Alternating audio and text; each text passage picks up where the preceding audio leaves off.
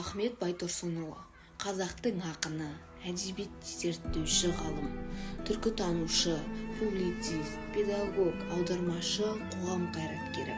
Қазақ халқының 20 ғасырдың басындағы ұлт-азаттық қозғалысы жетекшілерінің бірі, мемлекет қайраткері, қазақ тіл білімі мен әдебиеттану ғылымдарының негізін салушы ғалым, ұлттық жазудың реформаторы, ағартушы, Алаш Орда үкіметінің мүшесі.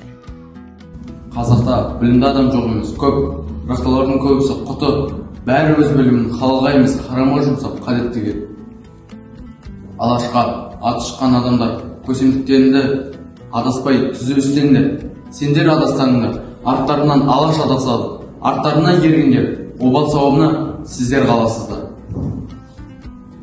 Мойындағы борышты білу, білімісі, борышты төлеу адамшылығысы.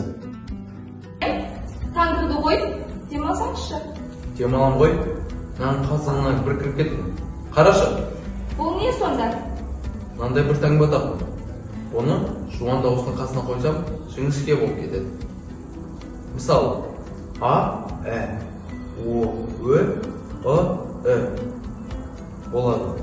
4 әріп, 8 дыбыс. Неткен ғажап. Балаларды үйретуге оңай болады. Мынаның қайсысы жақсы? Бәрі де жақсы екен. Балаларды да үйретуге қолайлысы жақсы шығар. Мысалы, нала демеген. Жақсы. Мен де соған тоқталатынмын.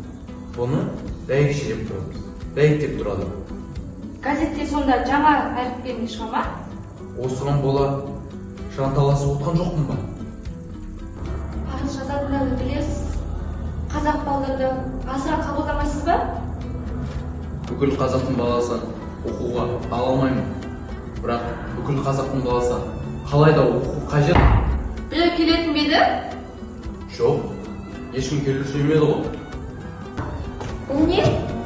Алла тыныштығын берсін. Қазір қорқатын заман. Алаш туы астында күн сөнгенше. Ахмет Байтұрсынұлы, сіз губернатордың жарлығы бойынша тұтқындалдыңыз. Не ордер? Және сізге үйретіп қажет. Сізде тек тұтқындауға ордер бар. Тұтынуға сізде ордер. Керек болса оны да табамыз. Кім тешейді? Өткіздік талай сәби таңдарды, қари тауларды, тарих аударды, ата мекендеп. Тоқтатың! Қайда барасың? Кетсе, оны неге апарасың? Ей, баламды қақа сүйіп қаласыңдар. Қой кет. Баламды қала күйге қиғандарында атытып қайда?